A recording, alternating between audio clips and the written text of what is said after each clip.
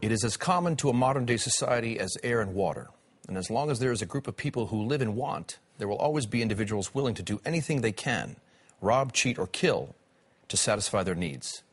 But in Gotham, crime has started to emanate from a different place. Over the last few weeks, there's been a rise in crimes without motive that are so demented, none of us can understand why they were committed. I'm Mike Engel, and tonight we delve into the city's underground to get a status report on just how bad it is on our streets. Now, we do this not to frighten you. We do this only to inform you of a growing problem that threatens our city. The last thing we want is for you to be in a situation similar to what Steve and Andrea Otis found themselves in with their 17-year-old son. The police said he took something they call ecstasy. It's supposed to give you a feeling of euphoria. It's still hard for us to believe what happened, especially to a boy like Tim. Did he ever use drugs before, or was that night the first time? As far as we know... It's the only time he ever took drugs, ever.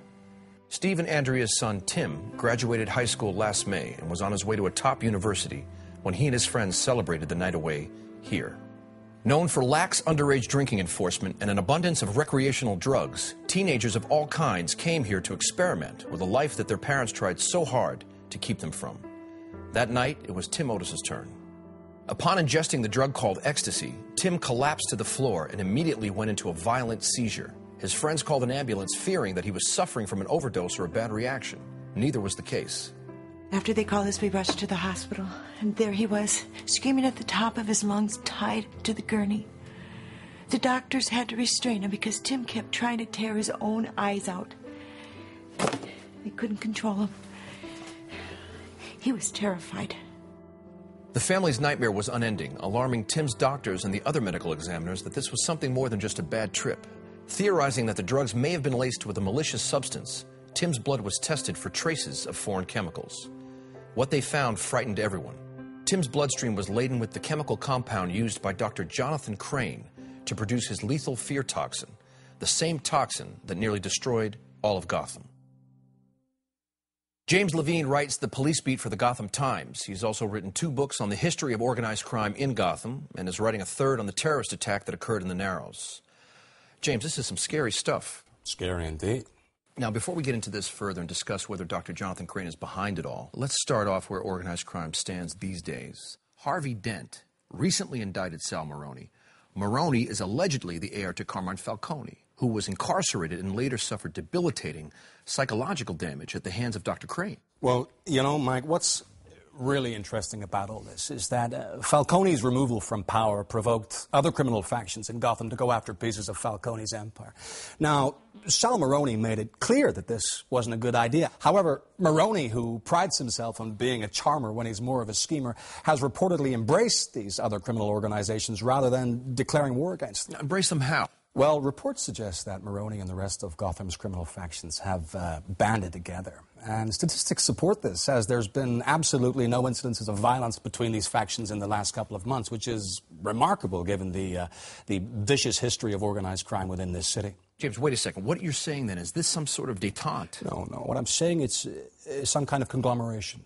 The various factions have joined together to form a larger syndicate, which, to be blunt, is far worse than having them kill each other.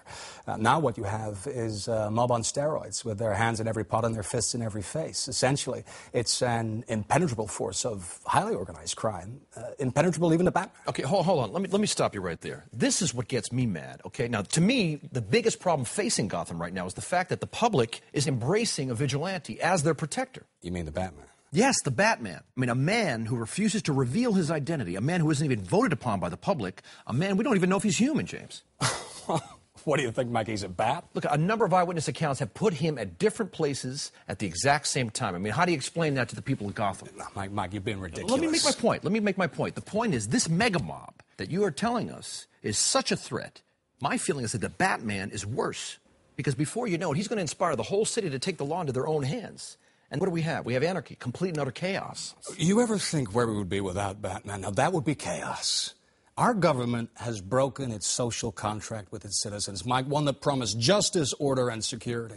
When that contract is violated, someone needs to rise up and repair it. Batman has. Now, what about Harvey Dent, James? Can't he do that for the city of Gotham? Harvey Dent will play a big part in this, but he can't do it alone. This city is facing some major threats. What happened to the Otis kid? Tip of the iceberg.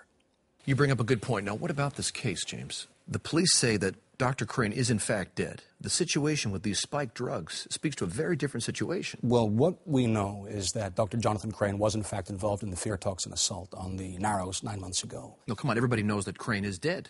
Mike, his body was never recovered, and the hundreds of Arkham inmates that escaped from the asylum disappeared during the attack. Now, what happened to them? No one knows, but there have been several sightings of a man who fits Crane's description leading an army of what is described as truly disturbed people. Now, what leads me to believe these sightings are indeed valid is one recurring detail in them all. Which is? The man leading the pack wears a burlap sack over his head, which was part of a scare tactic the doctor implemented on his inmates. There's certainly some very strange stuff. A man with 6 fingers is strange, Mike. This is alarming. My only hope is it doesn't get any worse, but when you hear stories like the one about the large shipment of ammonium nitrate that was stolen off the docks last week by a perpetrator who was crazy enough to smile into the surveillance camera, I start to think it's time to move to another city. You have any idea what a lunatic can do with that much ammonium nitrate, Mike? Well, build a bomb, potentially. No, build a big bomb. Let me ask you this in our remaining 30 seconds, James.